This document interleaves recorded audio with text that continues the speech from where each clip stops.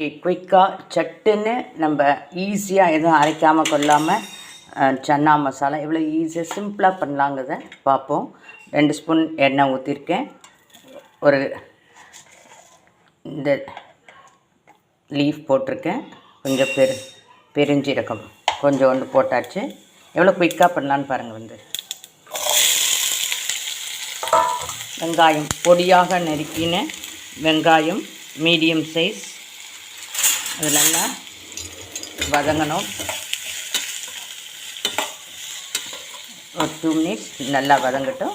நம்ம அடுத்தடுத்த ஸ்டெப்பு பார்க்கலாம். வெங்காயம் வதங்கிட்டுருக்கு. பொடியாக நறுக்கின 2 பல் பூண்டு, சிறிய துண்டு இஞ்சி போடுறோம். அப்புறம் பொடியாக நறுக்கின தக்காளியை போடுறோம். வீவர்ஸ், இது ஒரு சின்ன டிப்ஸு சொல்கிறேன்.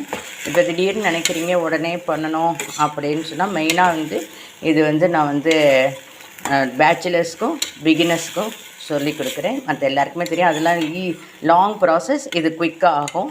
இப்போ இது கொஞ்சம் நேரம் நல்லா வதங்கணும். அந்த பூண்டோட பச்சை வாசனை போயிடுச்சு. அது வரைக்கும் வதக்கிட்டோம்.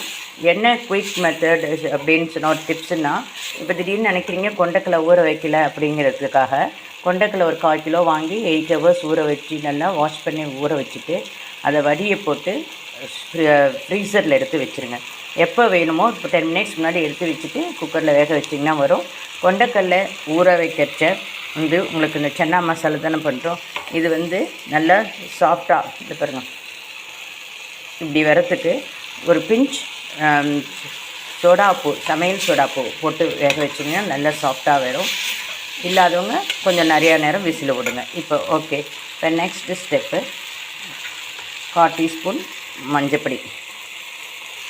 இப்போ பேச்சுலர்ஸ் இல்லாமல் ஃப்ரீயாக பொறுமையாக பண்ணுறவங்க இந்த இடத்துல இஞ்சி பூண்டு பேஸ்ட்டு போட்டுக்கலாம் அரைச்சி.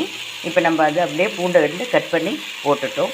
நமக்கு வேண்டியது சேம் ஃப்ளேவர். தட்ஸ் டீஸ்பூன் உப்பு போட்டு, பேச்சுலர்ஸுக்கு உருளைக்கிழங்குலாம் சாப்பிட்றதுக்கு கொஞ்சம் ஆசையாக இருக்கும்.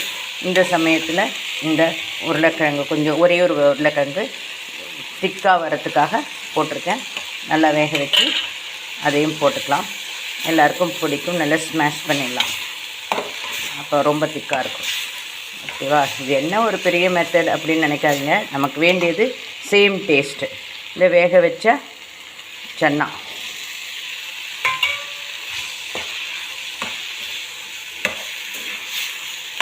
இது நல்லா கொஞ்சம் பைண்ட் ஆகட்டும். இதுக்கு இப்போ காரப்பொடியெலாம் எதுவுமே